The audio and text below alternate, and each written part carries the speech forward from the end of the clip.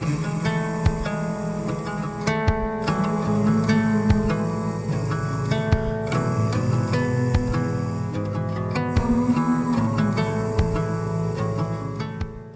bumped into my attorney last week while walking downtown. Actually, it feels more apropos to say I crashed into him. When I was a boy, I fantasized about taking a rifle to the dreaded Nazis, I and other comrades in arms, fighting justly to rid the world of their destruction. At other times, I imagined myself with six-shooter or bow or just my bare hands, riding in to save the day, and mostly the beautiful woman, from desperate marauders. I have even contemplated the unthinkable, hypothetical use of deadly force to protect my family or other innocents from murderous harm. Or worse still, the terrible possibility of taking justice into my own hands for harm perpetrated against a loved one. However, the collision with my attorney conjures nothing noble or heroic, not even a regrettable moment of ill-conceived execution of justice. There's not even what at the moment feels like the possible consolation that we've met as the consequence of a moment of human passion, a moment of overwhelming jealousy or anger or revenge. No, last week I met again the desperate inhumanity of being human, the ignobility of my own finitude.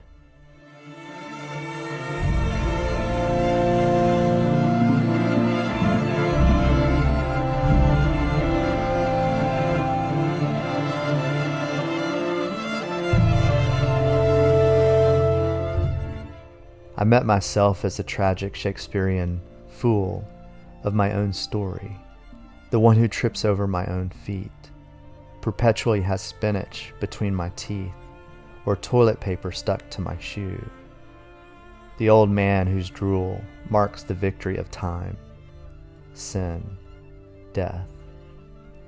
My attorney reminds me of me, the unheroic, desperately finite, inhuman me, one whose heroic fantasies have been exposed for the vanity, the wisp of breath they are.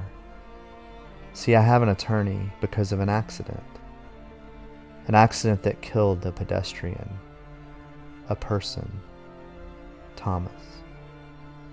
An accident whose calculus could have been changed had any one of innumerable variables gone differently that morning.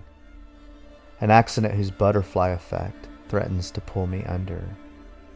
And here I am, nowhere I ever fantasized, unbearably face to face with myself.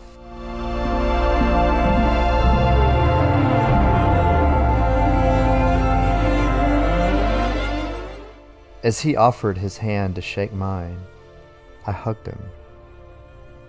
I hugged him because he was there with me in my darkest hours. I hugged him because he saw me at my worst, but saw more than my worst.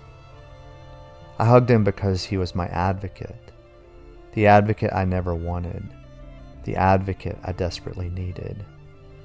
I hugged him because I needed something solid to hold on to.